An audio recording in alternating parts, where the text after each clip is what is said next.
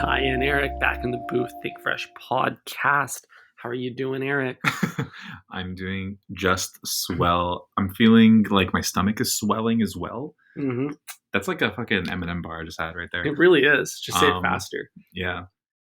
Knees weak. Stomach is swelling. Yeah. Heartburn in my chest already. Ty and I just destroyed 24 inches total, if you can't tell by our nasally voices. Dude, I feel like I swallowed a slug. I don't know why every time I eat Subway, I just get this like gelatin lining on the inside of my throat. It's really gloopy in there and I can't get it out. I don't know if I need to swallow or hack it. Put in or out. No in or outs. Anytime we have Subway, we always have the worst smoker's cough after, which makes no sense. And it kind of carries through the next day sometimes. Like, you know, when you wake up after smoking a pack and you just kind of like hack away for 5 minutes. Dude, I feel that after every 6, it only takes 6 inches to get me there, you know? And I'm like really wheezing. I think it comes down to this. You would think it's the sauce, but I actually think it's the bread, Eric. Because I think the bread, because it's so like absorbent, triggers the salivation glands to produce more phlegm. So you end up over-indexing on phlegm in the mouth because your body had to make so much to help break down that bread.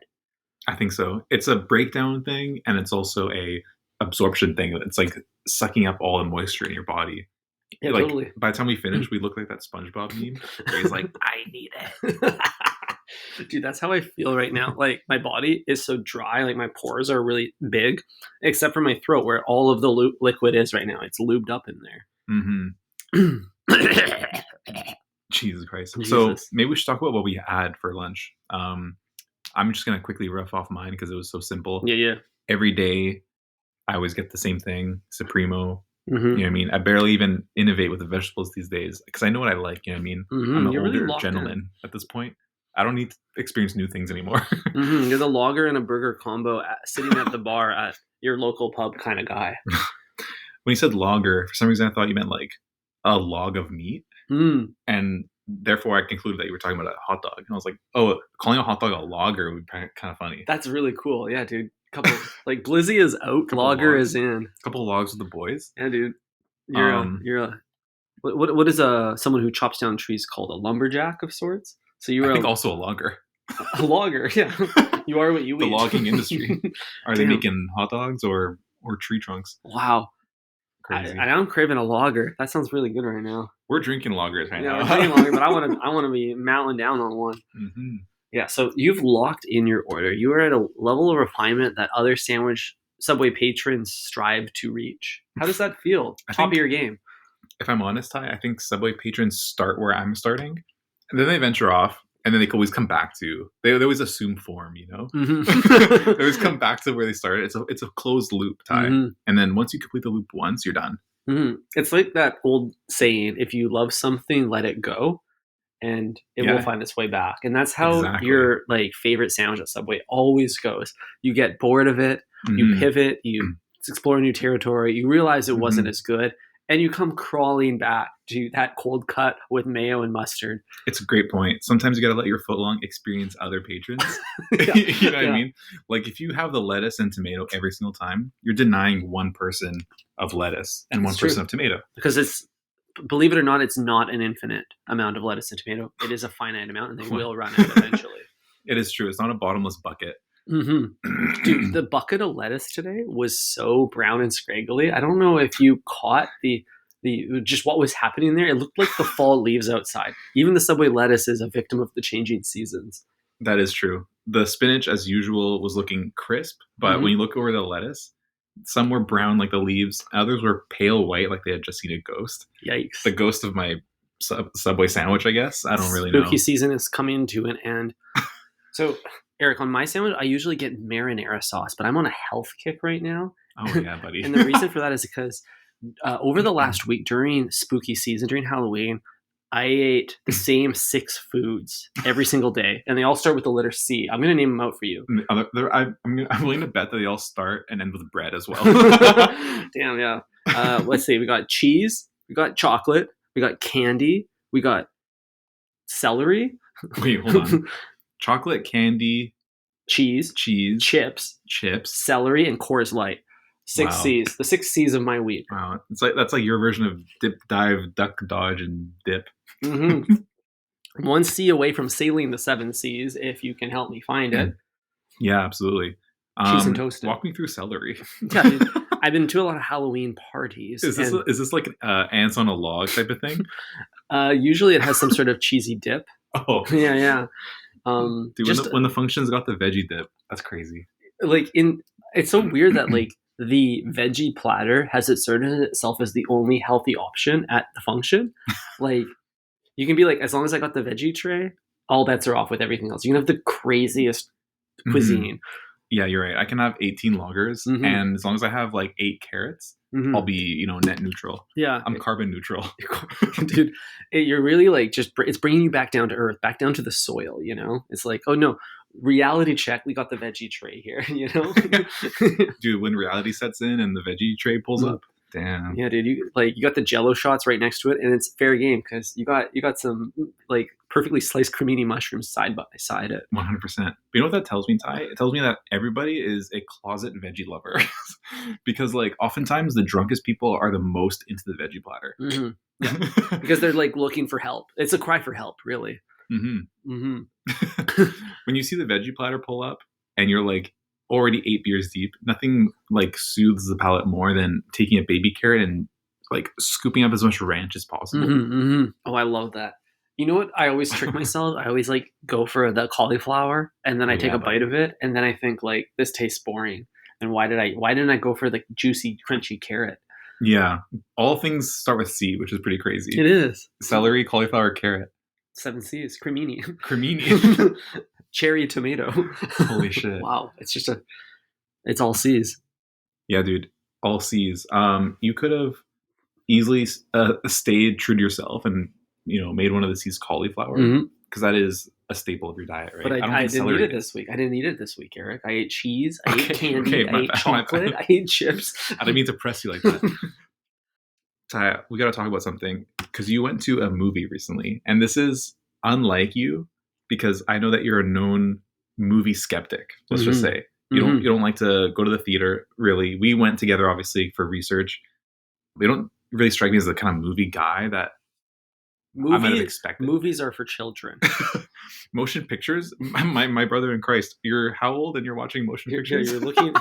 You like pictures when they move. That's so cute. That is cute. So, but you went to see a very special movie, I guess, over the weekend or over the week? Literally last night. Yeah. Can you tell us about it? Yeah, I went to Cineplex. I went to the VIP lounge. I don't know why the Cineplex VIP lounge has to be so poppin'. I don't know if you've ever been there, but they're like blasting pop smoke the whole time. Oh. I'm like, my brother in Christ, I'm here for Zootopia. True. Okay, wait. So they played Pop Smoke for which movie? Oh, I was seeing the Eras Tour live in concert, concert experience. Not on my own fruition. I go to support Bay, of course, but I will admit on mic, I liked it quite a bit. You liked it quite a bit. 4.5 on Letterboxd. If the Eras Tour movie is what inspires Ty to get a Letterboxd account, I will quit this podcast. Well, it was just very inspiring. So nostalgic and romantic. The lyrics, like real, just nice love songs, and you really feel the essence of the music when you're watching them in like the big screen, and it's just like a audio and visual eye candy, I totally get it. Yeah. So at your screening, did you have like 10 to 20 underage girls dancing in front of the screen or not? Because I've seen that on social media. I think I missed the first wave of the tsunami because it was quite a quiet theater last night. There was a couple other couples dotted around the theater, and of course because it was empty, almost empty, except there was of course the server. In the VIP theaters, you get the server, right? Who's wandering about with a very bright iPad screen. Seems a little bit like unconsidered. Dude, I love watching the server try to like fight their way through a crowded theater to like bring you like your chicken burger or whatever. It's so funny because people are like watching Oppenheimer and it's like dead silent, and the guy's like, excuse me, who got the Cajun? Yeah, who got the chicken strips? Yeah, dude, it is kind of funny, the whole thing, because it's like clearly all the servers in the VIP cinema are just like the high school kids that got tall too quickly. Oh, so they're like, they can now kind of like come across as maybe like early 20s, even though they're not. Right. You can still like see the pimples on their faces, and they're like just trying to like carry around a beer they've never drank. I'm not even legally allowed to hold this. Yeah, let alone give it to someone else. Yeah, absolutely. So, okay, walk me through what the movie experience was like. You obviously listened to some songs. Was it just like, just a live performance essentially? It was literally the front to back of the concert. I was expecting some backstage clips or some like maybe angles that you wouldn't see in the stadium. But other than the extreme close-ups of the outfits or the dancers, you're really just immersing yourself in the concert. It's just a POV body cam of a Swiftie in the crowd. Interesting.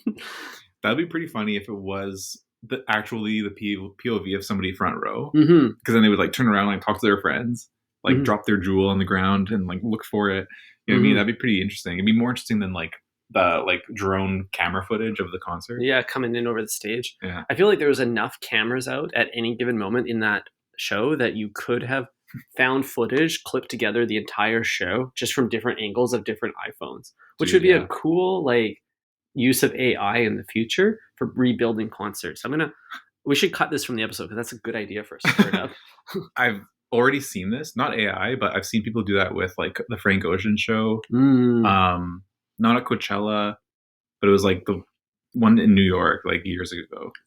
They like I've seen a compilation of just people like cutting together clips, and I was thinking like this is actually pretty useful because I don't have to like watch a bunch of videos to get a sense of the concert. Yeah, that's cool. That's cool. Yeah. And you can understand the best place in the arena as well if you were to go to a future concert there. Very interesting. Because the content is all that matters. Exactly, yeah. Well, so did that last night. Went to Subway with you today. My health You're on a bender. Yeah, my health kick isn't really like taken off the way I wanted. I called it Health Nut November. But that's why I didn't get marinara sauce on my sandwich today, Eric. I felt like I had to make a decision that was right for me. And I always get marinara sauce on my sandwich. It's the heart of the sandwich. And I understand bloody why. Red. Yeah, I understand why it is such a go-to for you. Because comparing the marinara program at your local Subway to the one near me, it's like the NBA and the WNBA. You know what I mean? It's like just two different leagues. They're different leagues, yeah. Yours was so much nicer, and it looked like safe to eat, which I guess is the main thing. For me, like at my Subway, it's always got like a dark red rim, and this ain't Tim Hortons. I'm not rolling up the rim to win. Dude, yeah, the marinara at your location is crusty, musty, and rusty. It is so whack. It looks like the the cylindrical rim of like a really old muffler. It is eating away at the bucket. Like the bucket is slowly dissolving. It's kind of like the episode of like Breaking Bad, which you haven't seen, where they dump a bunch of acid in the bathtub and it just like goes through the entire building. Dude, totally. I always think about that with the like. I wonder if they use a specially reinforced bucket for the marinara, like because that like it's like that got that BEPA plastic leaching into that sauce all day. If it's Jesse has to be Rubbermaid. Thanks, Walt. Shit, that needs to be glass. But concrete would not work. Too porous. Imagine scraping a concrete bucket to get sauce into your sandwich. That thing would be like crunchier than a oyster found at the bottom of the sea. Damn, you break your teeth on the marinara sauce on the meatball. Shit. So I skipped the marinara, Eric, and I was making I was forging new ground. I thought I'm gonna make up with that with some like really like hard hitting vegetables. Maybe I'll go into the jalapeno zone today. Like maybe I'll do red onion, like some real heavy hitters to make up for the loss of umami flavor. But then I enter the veggie section, and new vegetable enters the chat. Oh shit! Well, it's not really a vegetable. What? Whoa. I saw the egg, and the egg has never looked better, Eric. The forbidden Subway egg. The forbidden Subway egg. But the way I think it's subliminal messaging to position the egg not with the proteins, but with the vegetables. Almost like marketing it like it's a healthier choice or that it's more fresh. Because I would never normally get the egg at Subway. To be honest, it probably is a healthier choice. Like it's got some protein in it, right? Like if you're going veggie delight, you might as well add the egg for a little bit of oomph. Yeah, is it next to the veggie patty? It is next to the veggie patty. Yeah, there you go. There you go. It's a vegetarian item. That's why it's on that side. That makes perfect sense. Now, I can't guarantee that it's 100% egg for a few reasons. One, the color was so yellow. It was like, yeah, it looked like Bumblebee from Transformers. That thing was transforming in your stomach right now. Yeah, gurgle, gurgle. But I still felt like I should go for it because it was just beckoning me today. So I said, hard pivot on this, whatever I was going to do. We are going egg sandwich. And I've never done that before. This was a transformational experience for me. I mean, the way you asked was kind of nice too. You said, hey, can we turn this into an egg sandwich? Like just transitioning it into an egg sandwich is kind of funny because all you really did was add egg. Like you didn't turn it into anything. It's a really good point. But the egg is the star character. You know what I mean? It's the main character of the sandwich. It makes star player. It makes me realize why Subway can just add like one new meat to an existing sandwich and rebrand it as a new sandwich. They do that all the time and put it on the menu. And I did that live in front of my artist and I didn't even realize it. I see why they do it. Yeah. Everyone else in line said, hold on, let him cook. Yeah. So at that moment, Eric, I realized I needed to pivot and this is now going to be a breakfast sandwich. Fuck yeah, dude. Hell yeah. I got lucky. I had already picked the everything bagel bread. And the habanero cheese. Perfect. Right? So all roads were leading to that. So then we just kept it simple. Tomato, spinach, a few green peppers, and then Southwest sauce and a little bit of garlic aioli. And I made a breakfast sandwich. Why is it, Ty, that the cheese has habanero in it? Like that's like such an aggressive pepper to put in cheese. Like it sounds scary, but it's not too spicy, is it? I don't think it's spicy at all. I've never even tasted spice in that cheese. It's got no heat. I think it's just for color. Like little speckle is quite intriguing. Speckle is nice, yeah. I like the speckle. Okay, great. So what do you think is in the egg? Because it looks really fluffy. So that makes me think that they might have added some milk or something along those lines. Maybe they whisked it for quite a long time. Yeah, that stuff's been in a hamster wheel spinning around.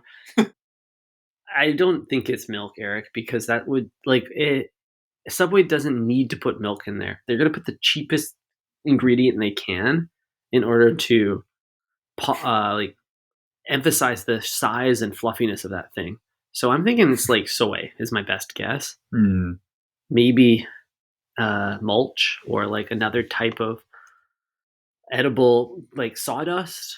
I'm gonna Google right now. Cheapest way to fluffen eggs. Egg. Let's see what comes up. A little bit of turmeric for the yellow, probably. I don't think it's cooked over low heat and stirred slowly. No one's got time for that. No, and it's pretty wet. They're being paid by the hour. They're being paid by. Yeah, you're right. They don't got time for that.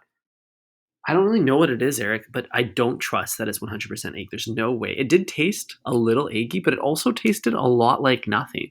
Like if I took a piece of the egg off the footlong and I put it in my mouth, it just tasted like there was a warm sensation in my mouth. I was experiencing the heat, but I wasn't experiencing the flavor. It's like my tongue got chopped out. Huh, interesting. And this was my biggest critique of the egg, was that it was very absorbent of the other flavors around it. Not a black hole, a yellow hole, if you will. Gross. I think I need to triple down on my sauce next time if I'm going to do this again. Do you think that Subway just doesn't season the egg at all? Like, absolutely not. There was no seasoning on it, not even salt. Like typically, salt and pepper goes a long, long way with an egg. And your egg was like perfectly like pastel yellow. So that tells me there's no pepper in it, obviously. That's probably why it was so bland. Do you think they decided not to add salt and pepper strategically? Like they didn't want to offend anybody with the flavor. They wanted to keep it nice and palatable for the most mouths out there. Definitely. That's definitely the reason. Yikes. Big yikes. But needless to say, we destroyed all 24 inches. Yeah, feeling pretty good now. 19 minutes into this episode, I'm feeling healthy again. I thought I was going to be burnt by that footlong, but I'm actually have more energy than I expected. The protein in the egg is working. But now this Budweiser is probably going to put me to sleep. Ty, we had lunch at 1:30 p.m. This is a dangerous thing because it's encroaching on dinner time. You know what I mean? I'm kind of in my early dinner era now. Yeah. And I understand Twilight Zone. I understand why old people do that because it's just like so much more convenient. Like you get the food in before you go and do stuff. You know what I mean? I need fuel is what I'm trying to say here. And so I want to talk to you about like making the 5:30 rezo. Like, and how much better it is. I've had to do that now for my upcoming trip in LA. I've had like 2 5:30 rezos on the calendar already. Dude, I'm like, this is kind of awesome. It's kind of crazy. I don't know if I'm getting older or what, but dinner's getting earlier. Dinner's getting younger. We're entering supper territory. Fuck. After you hit that, cross the 6 p.m. threshold into the afternoon, you're in supper town. We're in supper town. And I think the transition is longer than we're leading you to believe. You know what I mean? It's like first you start eating dinner at 5:30, but you're still having a second dinner at like 10. Yeah. Like I'm in that era right now where I'm like double dipping on dinner. Eventually, you'll cut out that second dinner because you'll go to bed early. I'll be sleepy. Too sleepy to eat. Yeah. Wow. So you can feel the tides of age changing your daily habits. 100%. Dude, I think for me, it's more of a I'm being pushed into the 5:30 rezo because I can't get a reservation at 8 p.m. It's too competitive. So I'm compromising my lifestyle in order to eat at the places I want to. And that's forcing the 5:30. So it's aging me faster than I intend to. Yeah. I mean, for me, everything that I want to do starts at 8. You know what I mean? So something's got to give. Like either dinner or like the show that I'm going to, or totally the concert stores that are at 8. Love Island's newest episode is at 8. Exactly. The Lakers game is at 8. Like I can't do everything at 8. I can only be at one place at one time, right? And I'm not eating the chili dog at crypto.com arena. You know what I mean? It's not called a dog anymore. It's a log. Oh, that's right. The crypto log. The crypto log. Damn. That's actually pretty clever. Think about that for a second. Yeah. So 5:30 rezo. Where am I going? Going to Horses. Going to Horses 5:30, and then straight to the Lakers game. And then I have a Korean barbecue booking immediately after the Lakers game. Nice. So double dip on dinner once again. Triple dip if you hit the concession. I don't think I will. I think that's like a waste of a meal on vacation. Like when I'm on vacation, I try my hardest to not eat bullshit. That's smart. You know what I mean? Save your food. The exception being like in and out. Yeah. You know? Yeah. So, but I feel like a part of the stadium experience, and we talk about stadium food a little bit too much on this podcast, but I feel like a part of the experience, is the stadium food. Like, I love the idea of overspending on a bad hot dog and just like throwing that thing back, hucking it back in the stands. I think it adds to my experience. It does feel good. It works if you're in washed Vancouver. You know what I mean? Because we've experienced everything there is to experience in Vancouver in terms of food.